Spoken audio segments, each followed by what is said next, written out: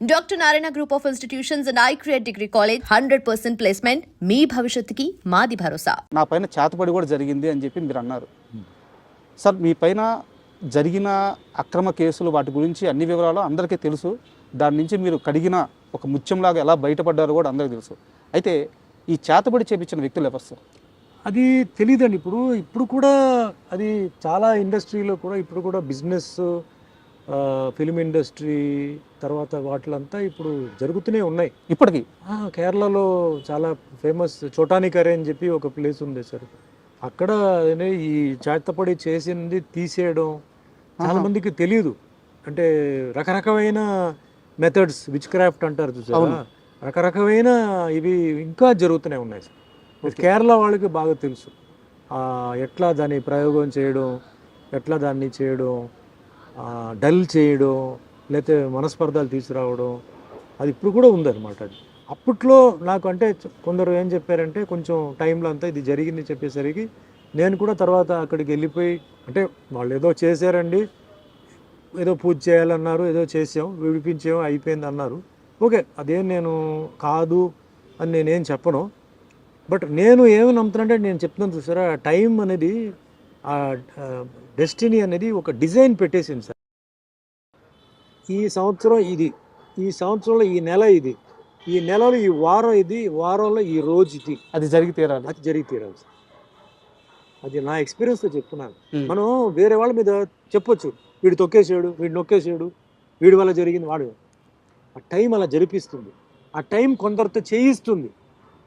వాళ్ళకి చెయ్యాలన్న ఉద్దేశం లేదు, అది వాళ్ళ రాతే. అది వాళ్ళ రాతే. ఆ కర్మ, అదే కర్మ అనేది ఆ తప్పు చేయిస్తుంది అక్కడ. వాళ్ళ తర్వాత అనుభవించాలి ఖచ్చితంగా సార్, ఖచ్చితంగా వాళ్ళు ఫ్యామిలీతో అనుభవిస్తారు. నాకు దెబ్బ తగిలిందంటే నా చేయి నొప్పి అండి, నా ఇంట్లో పిల్లలకు దెబ్బ తగిలితే ఏంటండి, వాళ్ళకన్నా నాకు నొప్పి ఉంటుంది. అది అలాగే రోగాలు రావడం, రోగాలు కూడా టైంని బట్టి సార్ వస్తుంది. మన బాడీలో ఫుల్ ఏంటంటే, అంటే నేను కొంచెం అస్ట్రాలజీ చదివాను సార్. మన బాడీలో ప్రతి part is connected to planet అండి సార్. ఏదో ప్రాబ్లం ఉంది అంటాడు డాక్టర్, అంటాడు నీకేమీ లేదు, నువ్వు బాగానే ఉన్నావా, నువ్వు ఎక్కువగా ఆలోచిస్తున్నావు, నీ రిపోర్ట్స్ అని బ్రహ్మాండంగా ఉంది అంటాడు. కానీ అతనికి సరిగా లేదు, రాత్రి నిద్ర పట్టట్లేదు, శ్వాస సరిగా రావట్లేదు, ఏదో అంటాడు. అన్డయాగ్నోజబుల్ డిజీజ్ అంటారండి. వాడి కష్టం వాడికి ఒక్కడికే తెలుస్తుంటుంది, వాడికే తెలుసు. అదే దట్ ఈస్ టైం. అలాగే బాగా తాగుతాడు సార్ వీడు, ఉదయం మధ్యాహ్నం సాయంత్రం కూడా తాగుతాడు, 10 సంవత్సరాల నుంచి తాగుతున్నాడు, కానీ ఇంకా బ్రహ్మాండంగా ఉన్నాడు అంటారు. అది టైమింగ్. అంటే ఆ గ్రహాలు, లోపల ఉన్న గ్రహాలు అంత బలంగా ఉంటాయి సార్. యాక్సిడెంట్ జరుగుతాయి సార్, అయిపోయాడు అనుకుంటాం, బ్రతికిపోతారు, తిరిగి వస్తాడు. కొందరు నుంచి అలా పడిపోతారు. All this is connected to time and family, career, health, wealth, prosperity, అధికారం, అవన్నీ టైం కనెక్టెడ్. మనం అందుకే చెప్తాను కదా, అవతల వాడిని చూసి ఎప్పుడు మనం వాడెలా ఉన్నాడు నాకు ఇలా ఉండాలి, అవదు, కష్టం సార్. ఆస్ట్రాలజీ అన్నారు కాబట్టి నాకు ఒక చిన్న డౌట్ ఉంది. అంటే మీకు గురుడి స్థానం చాలా బలంగా ఉంది, బుధ గురు, అంటే నాకు కొంత అవగాహన ఉంది, అందుకని అడుగుతున్నాను. మీ జాతకం ప్రకారం బుధ స్థానం, గురు స్థానం చాలా బలంగా ఉంది.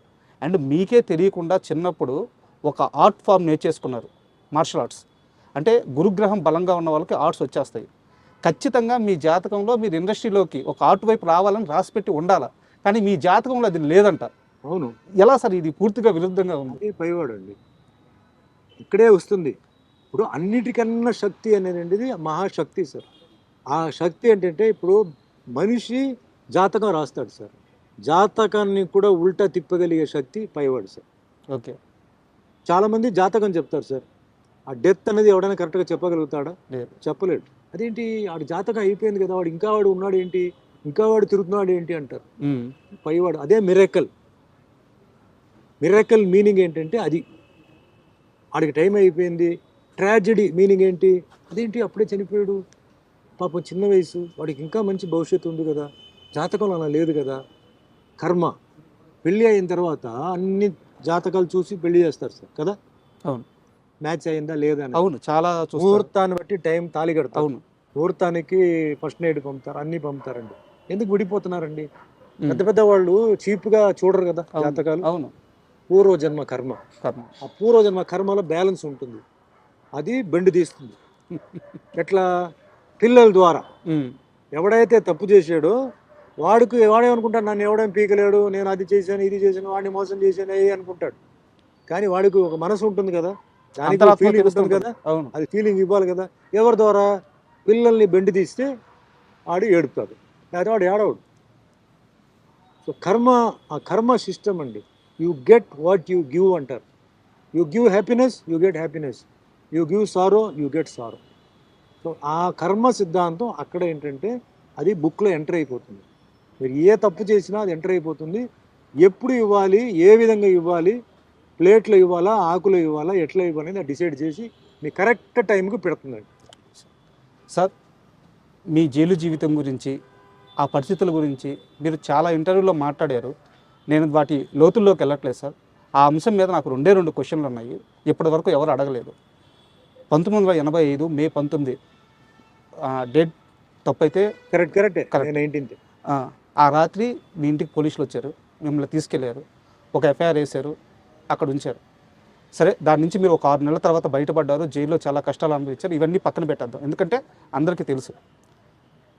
కానీ సార్, మీరు జైలుకి వెళ్ళక ముందు ఒక పెద్ద రాజకీయ నాయకుడు, తమిళనాడులో ఒక పెద్ద రాజకీయ నాయకుడు మిమ్మల్ని పిలిచారని, సుమన్ నీ మీద ఇలాంటి ఒక అభియోగాలు నేను వింటున్నాను, నా దాకా వచ్చినాయి, జాగ్రత్తగా వాటన్నిటినీ పక్కకు వచ్చేసి అని అడిగారని, దానికి మీరు నేను ఏ తప్పు చేయలేదు, నాకు సంబంధం లేదు, నాకేం సంబంధం, నాకెందుకు చెప్తున్నారు అని ఆయన నొచ్చుకునేలా సమాధానం చెప్పారని, దానివల్లే మీరు జైలుకి వెళ్ళాల్సి వచ్చిందని నేను ఒక 2 రోజుల్లో అన్ని పాత వార్తలు అన్నీ తెలుసుకొని కాస్త మీ ముందు ఈ క్వశ్చన్ ఉంచుతున్నాను.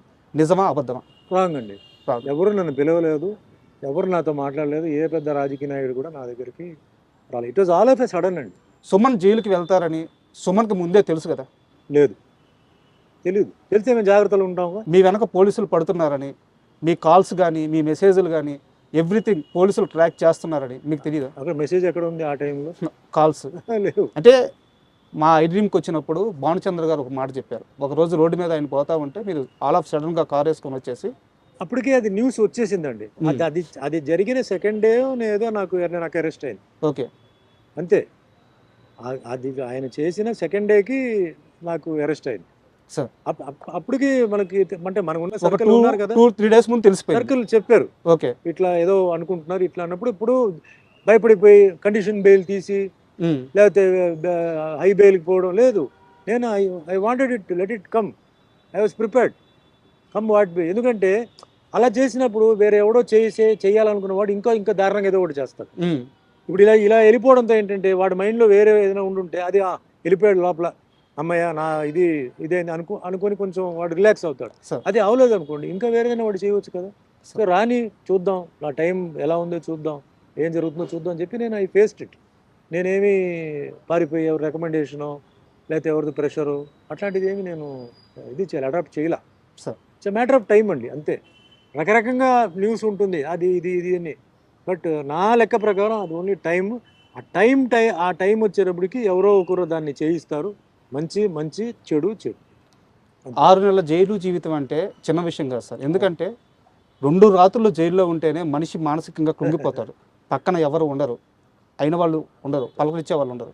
6 నెలల జైలు జీవితం తర్వాత జైలు నుంచి వచ్చి బయటకు వచ్చిన సుమన్ని చూసి ఈ మనిషి 6 నెలలు జైల్లో ఉన్నాడా, ఏంది ఇంత ఫ్రెష్గా ఉన్నాడు అంటే ఒక మల్లెపువ్వులాగా తిరిగి వచ్చారంట. ఆ 6 నెలల కాలంలో ఫిజికల్గా కానీ మెంటల్గా కానీ మీరు స్ట్రాంగ్గా ఉండడానికి జైల్లో ఏం చేశారు? First point karate sir. Okay, karate నాకు మెయిన్ బేస్. అక్కడ కూడా జైల్లో కూడా కరాటే ఎక్సర్సైజ్ నేను చేసేవాడిని. తర్వాత జైల్లో ఉన్న ఖైదీలు ఎవరైతే ఉన్నారో వాళ్ళని చాలా బాగా చూసుకున్నారు సార్. ఖైదీలా?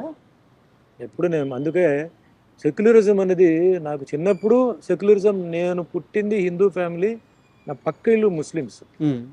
మా అమ్మగారు కాలేజ్ ప్రొఫెసర్, ఆవిడ ఊటీకి వెళ్ళేటప్పుడు పక్క ఇల్లు వాళ్ళని చూసుకోమని చెప్పేసి వెళ్ళేవారు. నేను ముస్లిం భోజనాలు వారం రోజులు తినేవాడిని. I studied in a Christian school sir, church Pak అని చెప్పి కాన్వెంట్ అనమాట. సో క్రిస్టియన్ ముస్లిం రెండు అక్కడ వచ్చేసింది. స్కూల్లో నాకు Parsi friends, Buddhist friends, Jain friends ఉండేవారు. సో పక్కా సెక్యులర్ దీంతోనే నేను పెరిగాను. స్కూల్లో కూడా మొత్తం అంటే ఆల్మోస్ట్ ఆల్ కాలేజ్ వచ్చే వరకు సెక్యులరిజమే. జైల్లో వెళ్ళినప్పుడు రకరకమైన మనుషులు ఉన్నారు. తప్పు చేసిన వాళ్ళు ఉన్నారు పరిస్థితిని బట్టి, తప్పు చేయని వాళ్ళు ఉన్నారు, బట్ అందరికీ సింపతి నా మీద, నాకు అలా జరగడంతో అందరూ సింపతిగా ఫీల్ అయ్యి వాళ్ళ భోజనాలు కూడా నాకు సగం సగం సగం వాళ్ళు డైలీ షేర్ చేసేవారు. బా. మీరు తగ్గకూడదు సార్, మీరు ఎలా వచ్చారో ఉమ్, బయటికి వెళ్ళినప్పుడు దానికన్నా మీరు బెటర్గా వెళ్ళాలని చెప్పి వాళ్ళకి ఇస్తుందే రేషన్ అండి. వాళ్ళకి అవును. ఫ్రీ మీల్స్ ఉండదు. అవును. ఆ రేషన్లో కూడా నాకేంటంటే నాకు టిఫిన్ కానీ మధ్యాహ్నం భోజనం కానీ నైట్ నాన్ వెజిటేరియన్ అన్ని పెడతారు, వారానికి 3 సార్లు పెడతారు. నేను తినాలి అని చెప్పి నన్ను చూసుకుంది ఎవరంటే మొత్తం జైల్లో ఉన్నవాళ్ళు. ఎందుకంటే జైలు వాళ్ళు ఎక్స్ట్రా ట్రీట్మెంట్ చేయరండి. సార్. పొలిటికల్ ప్రిజనర్ అయితే చేస్తారు, పొలిటికల్ ప్రిజనర్కి చాలా బాగా చూసుకుంటారు. బట్ నార్మల్ పర్సన్ ఎవరైతే రిమాండ్లో వచ్చున్నారో వాళ్ళని మామూలుగానే ట్రీట్ చేస్తారు. నేను బయట రావడానికి ఆ టైంలో మెయిన్ ఎవరంటే ఆ జైల్లో ఉన్న జైలు ఇన్మేట్సే. దాంట్లో హిందూ, ముస్లిం, క్రిస్టియన్ అందరూ అన్ని క్యాస్ట్, అంటే తమిళనాడు ఉమ్, ఉమ్. అన్ని క్యాస్ట్ అన్ని రకమైన మతాలు కులాలు ఉన్న వాళ్ళు చూడడంతోనే నేను బయటకు వచ్చినప్పుడు ఎవరు నమ్మలా. సార్. ఎవరు ఈయన జైలుకి వెళ్ళింది బ్రహ్మాండంగా ఉన్నాడు, ఈయనకేంటి అబద్ధం చెప్తున్నారు చాలా మంది చెప్పేవారు. సో అవన్నీ భగవంతుడు చూసుకున్నాడు. ప్రాసెస్ ఏంటంటే ఇట్స్ ఎ లెర్నింగ్ ప్రాసెస్. మనం లైఫ్లో ఒక జర్నీ ఏమేమి నేర్చుకోవాలో, ఏ ఏజ్లో నేర్చుకోవాలి, ఎలా నేర్చుకోవాలి అన్నీ నాకు ఆ టైంలో ఒక మంచి ఒక లెసన్ లాగా నాకు వచ్చి ధైర్యం అండి ఫేస్ చేయడానికి ఏదైనా సరే. ఇప్పుడు ఒక లెవెల్లో ఉన్నాం, కిందకి వెళ్ళిపోయాం, ఇప్పుడు ఎలా ఉండాలి, మళ్ళీ పైకి వస్తాం. సో అట్లా బ్యాలెన్సింగ్ ఆఫ్ లైఫ్ నాకు ఇలాంటి జర్నీలో నాకు జరగడంతో ఈరోజు ఏదో డెస్పరేట్ అయిపోవడం, ఉక్కిరి బిక్కిరి అయిపోవడం, డ్రగ్స్కి వెళ్ళిపోవడం, never. Drugs never, because every day will not be same. ఆ దెబ్బలు పడితే కదా సార్ ఈ స్ట్రాంగ్నెస్ వచ్చేది. ఇప్పుడు అంటారు కదా, today is not like yesterday, tomorrow will not be like today. అది మైండ్లో కొన్ని అలా ఫిక్స్ అయిపోతే మళ్ళీ ఎవడేం పీకలేడు. సార్ 35 సంవత్సరాలుగా ఆ కేసు నుంచి మీరు బయటకు వచ్చేసారు, కానీ 35 సంవత్సరాలుగా ఎక్కడో దగ్గర ఆ ప్రస్తావన వస్తుంది. ఏదో ఒక సమయంలో అందరూ నమ్మిన కొత్త తరానికైనా సరే ఆ రోజు సుమన్ ఆ తప్పు చేయలేదని మళ్ళీ కొత్తగా వాళ్ళు తెలుసుకోవాల్సి వస్తుంది. అది జరిగి ఉండకూడదు, జరిగిపోయింది. అయితే ఆ కేసు జరిగిన రోజు నుంచి మీతో పాటు ఒక వ్యక్తి కూడా సఫర్ అవుతున్నారు, మెగాస్టార్ చిరంజీవి గారు. ఈ మొత్తం కేసులో ఆయన ఇన్వాల్వ్మెంట్ అస్సలు లేనే లేదు అని మీరు కనీసం కొన్ని 10 సార్లు క్లారిటీ ఇచ్చున్నారు. ఆయన మీడియా ముఖంగా ఇప్పటికే ఒక 5-6 సార్లు క్లారిటీ ఇచ్చున్నారు. ఇప్పటికీ ఆయన అంటే నచ్చని వాళ్ళు, ఆయన్ని తిట్టాలనుకునే వాళ్ళు, ఆయన్ని వ్యతిరేకించే వాళ్ళు ఇప్పటికీ ఆ కేసు మీద పెట్టి కింద కామెంట్లో సోషల్ మీడియాలో పెడుతూ ఉంటారు. మీరిద్దరు చేయాల్సిన అన్ని ప్రయత్నాలు చేశారు, ఇది తప్పు, ఆయన ప్రమేయం లేదు అని చెప్పేసి. కానీ ఇప్పటికీ అంటూనే ఉన్నారు. ఇందాక నేను మిమ్మల్ని ఒక వరం అడిగాను, ఆ వరం ఇప్పుడు మీరు చిరంజీవి గారికి ఫోన్ చేసి ఒక్కసారి దీపావళి శుభాకాంక్షలు చెప్తే. ఇప్పుడు అది అది వద్దు sir, I don't want to barge. ఎందుకంటే మా రిలేషన్షిప్ బాగుంది సార్. ఏదో అడ్వాంటేజ్గా తీసుకొని అది చేస్తే మళ్ళీ రేపు ఫ్యూచర్లో నాకు ఇది కాల్ చేసేది నాకు రాదు సార్. సో ఆయన అడగకుండా అది చేయకూడదు. అది సార్. ఆయన అడిగి నెక్స్ట్ టైం ఏదైనా ఉంటే మనం చేయవచ్చు, కానీ అడగకుండా I don't want to do it. Exploit చేయడం నాకు ఇష్టం లేదు. అంటే ఆ రిలేషన్ ఎలా ఉంది సార్ ఇప్పుడు? నా మీద కానీ చిరంజీవి గారి మీద కూడా ఏంటంటే ఎప్పుడు ఉంటాయి, ఎంత మంది చేసినా పినాలే వెనకాల ఎవరో ఒకరు ఉంటారు. సో ఏదో ఒకటి ఇలా చేస్తే అది సుమన్ చేసినట్టు, లేదా ఏదో ఒకటి కమెంట్ చేస్తే అది చిరంజీవి చెప్పినట్టు అన్న ఒక దాంట్లోనే ఒక థ్రిల్ వస్తుంది వాళ్ళకి. నేను చెప్తాను చూడండి మీకు థ్రిల్ అంటే ఈ పర్వర్షన్లో ఇప్పుడు మీ చాలా I'm very sorry to say YouTube ఛానల్స్లో మేము ఆర్టిస్టులు చనిపోయినట్టు కొందరు వేస్తుంటారు. అవును సార్, చూసే ఉంటారు. అవును. ఏదో ఫోటో పెట్టి అవును. లాంగ్ షాట్లో ఏదో మా రిజంబ్లెన్స్ కొంత పెట్టి మధ్యలో క్లోజప్లు పెట్టి, అది పర్వర్షన్. అది వన్ టైప్ ఆఫ్ పర్వర్షన్. అలాగే ఇది ఒక టైప్ ఆఫ్ పర్వర్షన్ ఇది. సో దాన్ని మనం ఏం చేయలేం. ఇప్పుడు ఆ పర్వర్టెడ్ మెంటాలిటీ ఉంది చూసారా, దాన్ని మనం ఏం చేయలేం. కానీ ప్రాసెస్లో ఏమవుతుందంటే చాలామంది బాధపడతారు, చాలామంది షాక్ తింటారు, చాలామంది అభిమానులు తట్టుకోలేకపోతారు.